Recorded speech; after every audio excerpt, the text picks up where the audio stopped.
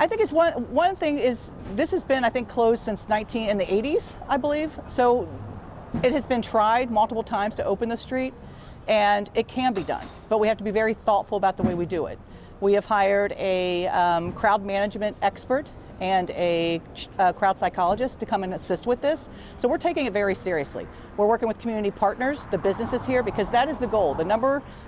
The priorities here are keeping people safe, the pedestrians, the businesses to operate. I don't want to affect any of their businesses, and keep our officers safe.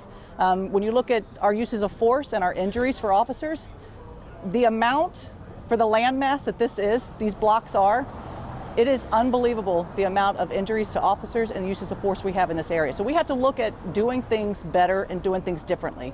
And so having this plan in place to open these, we're already opening them on Thursdays and Sundays, but we can get the culture to change, right? And so there has to be these next phases are about the structural sides of this. We need wider sidewalks, we need more structural issues, technology, looking at that, amplification and lighting in the area, all of those things, again, working with those community partnerships and the businesses in this area to do it.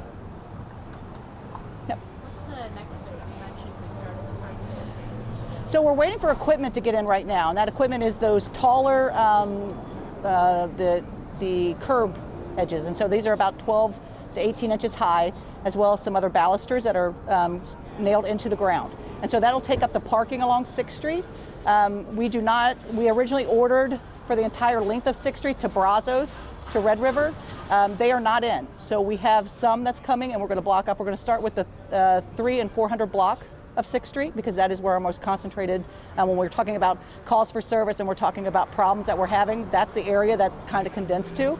So when those do get here, we're going to be taking up the lanes of parking there.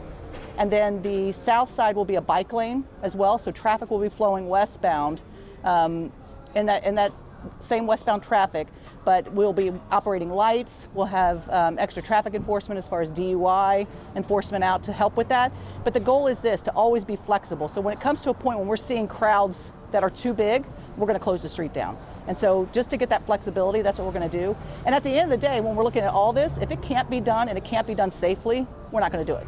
If we have to wait for all those structural changes to come, a great idea was putting the balusters on the sidewalks. So if we did open the streets, a car couldn't come up like what happened in Las Vegas or what happened in New Orleans. If we're coming up on the sidewalks, that couldn't happen.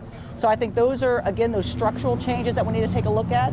But those are years away, and that takes time. It takes a lot of money. But we have got to look at that. We see what happens when you have large crowds in these areas, and when, again, a terrorist attack. But it happened. It was a planned attack in New Orleans that can happen anywhere. How does that maybe what happened in New Orleans maybe shift the thinking in terms of when we have larger events like South by and ACL? How does that maybe shift the way that you all approach safety and trying to keep people safe? Listen, I have seen a lot of police departments across this country and what they do in event planning. There are very few, if any, that compare with what Austin does here.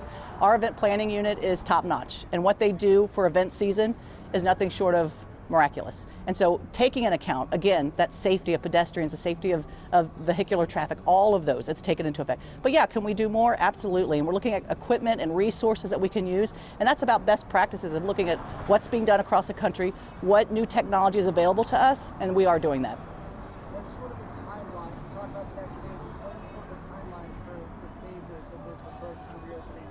Yeah, so again, the phases has started for Thursdays and Sundays, and it's given us an opportunity because it's not as busy on those days, and we are now currently with the students out for the holidays. That was a good opportunity to do that, and it gives us some opportunity to look at what those gaps are that we need to address.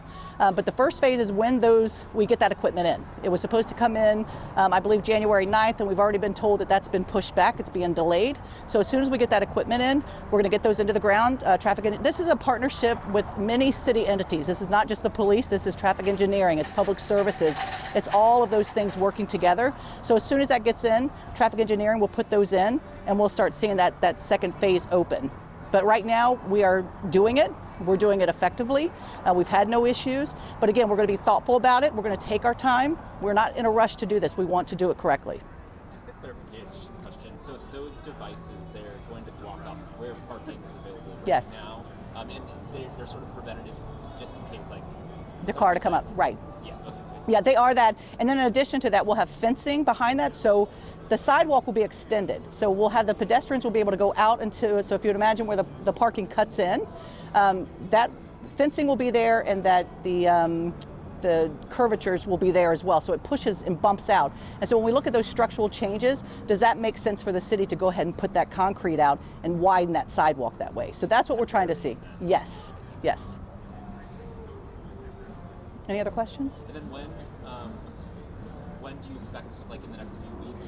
Again, we're looking, they were supposed to come in January 9th. They've been pushed back. They've been delayed a few times, but they're coming. And as soon as they are here, we'll keep you posted. This is something we need to do marketing around. We need to let people know, working with UT to let the students know that come down to 6th Street that this is happening, working with other avenues as far as Facebook and the way that we tell people what's occurring. We have to do that. And I count on all of you to do that as well, because it's important that people understand what the changes are when they're coming down. Things like the balusters may take a little bit more time to implement. Is there a reason why? Is it just kind of just looking at maybe how your initial plans go into effect and how that implements? I think with the balusters, you have to look at, I think New Orleans had the ones that came out of the ground, and again, those were, they were down, they weren't working at that time. So do we get the structured ones that are in place, permanent structures? But again, we're talking money, we're talking about this is a historic district, how would that all work? But it's really, this is what gives me hope and makes me happy about all of this is that this is a whole city addressing this issue. This is not just APD. The city recognizes this needs to be done. It needs to be done safely. And so when we get those, when we start looking at what's being done, again, best practices, I think bringing a good product to the city and what we can do here, we're going to see a huge benefit.